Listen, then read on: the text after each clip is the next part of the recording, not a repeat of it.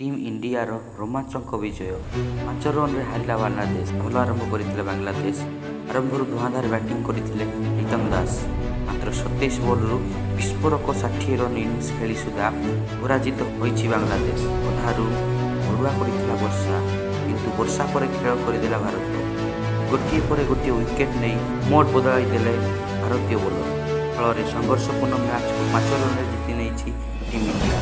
Toss ହାରି ପ୍ରଥମେ batting ପାଇଁ ଆମନ୍ତ୍ରିତ ହୋଇଥିଲା team India. Opener Lokesh Rahul ଏବଂ ବିରାଟ କୋହଲିଙ୍କ ଧୂଆଁଧାର ଅର୍ଦ୍ଧଶତକ ବଳରେ 6 ୱିକେଟ୍ ହରାଇ ସଂଗ୍ରହ କରିଥିଲା 184 ରନ୍।